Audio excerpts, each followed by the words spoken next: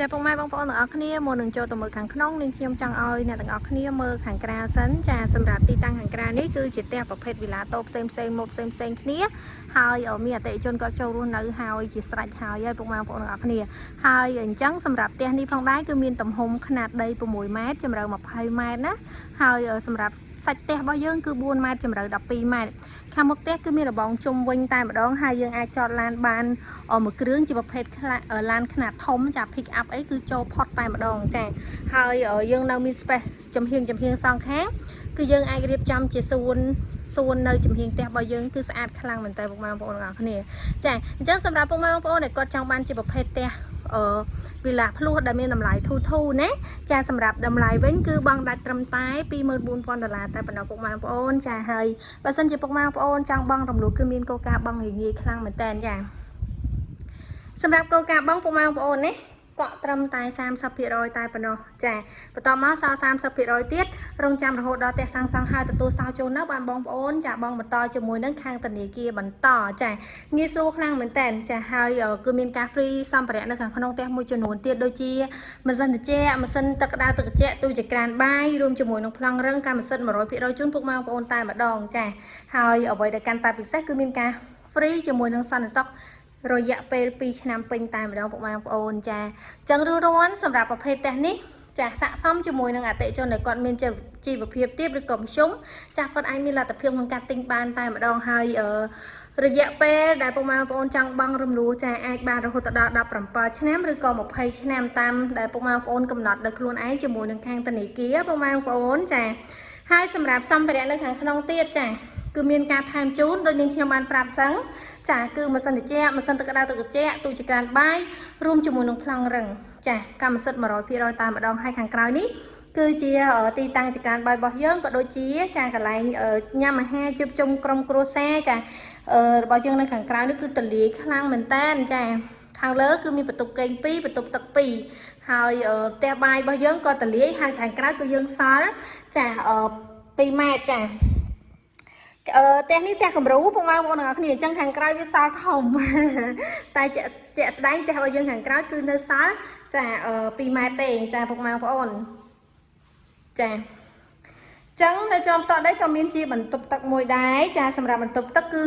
សំលមមប្រើប្រាស់តែម្ដងគឺកម្ពស់ខ្ពស់ស្រឡះហើយមានការ៉ូឡើងដល់លើ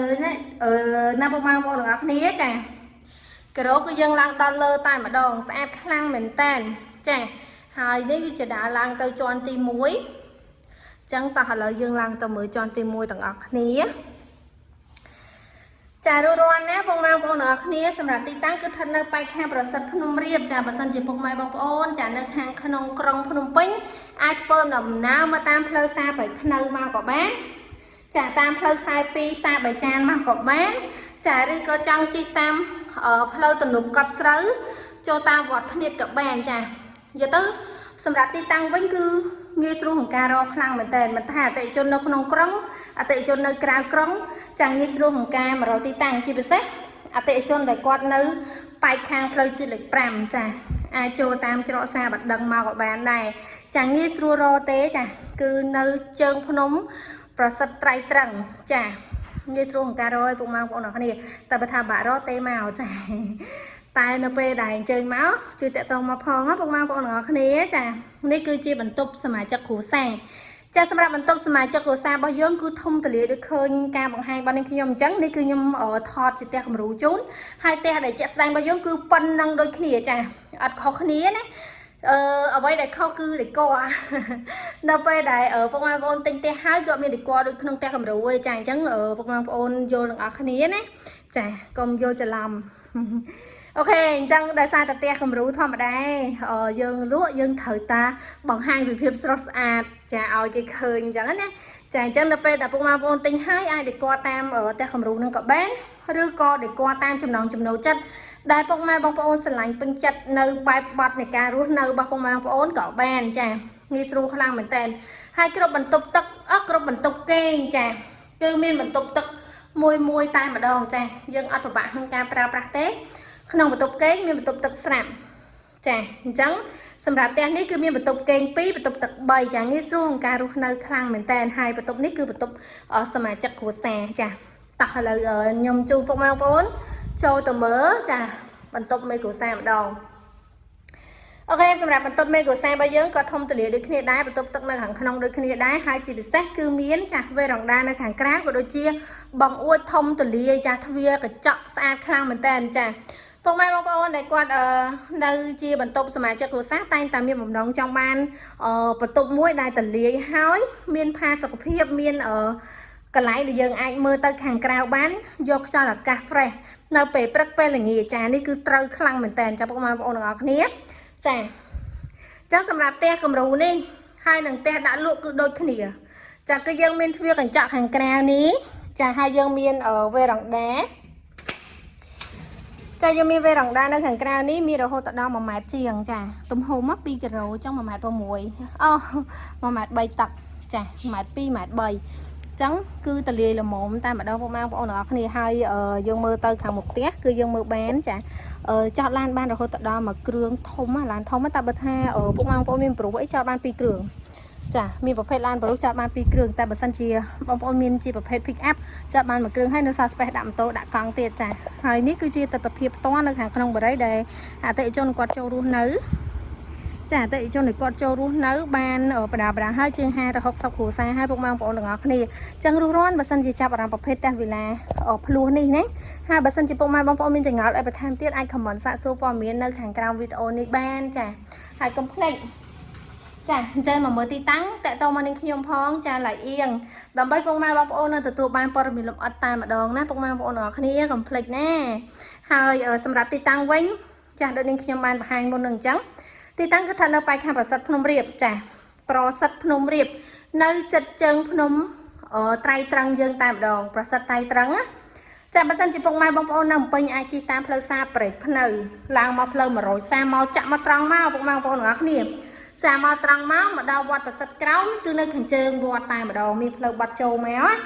ចាហើយសម្រាប់បុរីនេះគឺនៅជាប់ជាមួយនឹងផ្លូវរត់ផ្លូវ15ម៉ែត្រចាផ្លូវរត់ផ្លូវ15ម៉ែត្រដែលគេកំពុងតែចាក់កស៊ូចាហើយបច្ចុប្បន្នគឺផ្លូវងាយស្រួលក្នុងការរកហើយងាយស្រួលក្នុងការជិះធ្វើដំណើរចេញចូលទៅក្នុងក្រុងបើសិនជាពុកម៉ែបងប្អូនចាគាត់គិតថានៅនេះឆ្ងាយពុកម៉ែបងប្អូនគឺគិតសារឡើងវិញថានិយាយទៅឥឡូវគឺគេធ្វើផ្លូវក្បាត់ក្រុងច្រើនផ្លូវខ្នាតធំអញ្ចឹងយើងអត់បាក់ជិះចូលតាមចំចៅតាមអីទៀតទេពុកម៉ែបងប្អូនអរគ្នាចាទៅ Eon 2អីយើងជិះតែតាមផ្លូវ highway ផ្លូវទំនប់កប់ស្រូវយើងហ្នឹងចាផ្លូវទំនប់កប់ស្រូវហ្នឹងគឺវាមានផ្លូវមួយទៀតដែលចាក់ទៅសា Eon 2សានសុកចាចម្ងាយពីទីតាំងបរិយនេះទៅដល់ Eon 2សានសុកត្រឹមតែ20នាទីយ៉ាងយូរចាយ៉ាងយូរ20នាទីចាអាហ្នឹងគិតទាំងស្ទះគិតទាំងអីណាចាតែបើថាអត់ស្ទះទេលឿនជាងហ្នឹងចាតាមជើងពុកម៉ែបងប្អូនជីដែរចាបើសិនជីយឺតអានឹងយឺតតាមហ្នឹងតែបើថាជីលឿននឹងលឿនតាមហ្នឹងអញ្ចឹងណាចា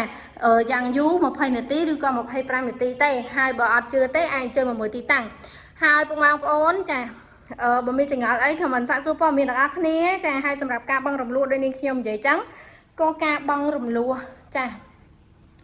ងាយស្រួលខ្លាំងមែនតើបងមុនត្រឹមតែ30%បន្តមកទឹកប្រាក់នៅសល់ពុកម៉ែបងប្អូនរងចាំរហូតដល់ផ្ទះសាំងសង់ហើយទទួលសោចូលនៅបានយើងចាប់ផ្ដើមបង់បន្តជាមួយនឹងខាងធនាគារអញ្ចឹងអំឡុងពេលដែលផ្ទះសាំងសង់បងប្អូនអាចបង់ដើមចូលបានចាអញ្ចឹងទឹកប្រាក់សល់ប្រហែលចាំផ្ទះហើយបង់ជាមួយនឹងធនាគារក៏បានដែរអត់បញ្ហាទេពុកម៉ែបងប្អូនទាំងអស់គ្នាចាងាយខ្លាំងមែនតើហើយសម្រាប់ការបង់ផ្ដាច់ promotion ប្រភេទផ្ទះនេះគឺនៅសល់ត្រឹមតែចា$24,000តែប៉ុណ្ណោះពុកម៉ែបងប្អូនទាំងអស់គ្នាចឹងរស់រាន់ណាសម្រាប់អតិថិជនដែលស្រឡាញ់ប្រភេទផ្ទះវិឡាចាខ្នាតវិឡាភ្លោះចាវិឡាភ្លោះនេះគឺធំល្មមតែម្ដងចាមានរបងព័ទ្ធជុំវិញហើយខ្នាតដីរបស់យើងគឺ6ម៉ែត្រជម្រៅ20ម៉ែត្រហើយសិតផ្ទះរបស់យើងចាគឺ4ម៉ែត្រកន្លះជម្រៅ12ម៉ែត្របន្ទប់គេង2បន្ទប់ទឹក3ស្អាតខ្លាំងមែនតើពុកម៉ែបងប្អូននេះជាប្រភេទផ្ទះបែបនេះហើយបើសិនជាពុកម៉ែបងប្អូនយក2ចូលគ្នាតែម្ដងចាគឺមានបន្ទប់គេង4ចាបន្ទប់ទឹក6ច្រើនមែនតើចាអញ្ចឹងវាយក2ចូលគ្នាអាចថែមបន្ទប់ទៀតបានចាហើយតលាយើងកាត់បន្ថយបន្ទប់ទឹកទៅកាត់បន្ថយផ្ទះបាយទៅចាគឺយើងអាចកែច្នៃបានច្រើនទៀតចាបើសិនជាចង់បានជាប្រភេទភ្លោះចាលបងជុំវិញតែម្ដងអញ្ចឹងបើមានចង្អុលអីបន្ថែមទៀតអាចសួរព័ត៌មានទាំងអស់គ្នា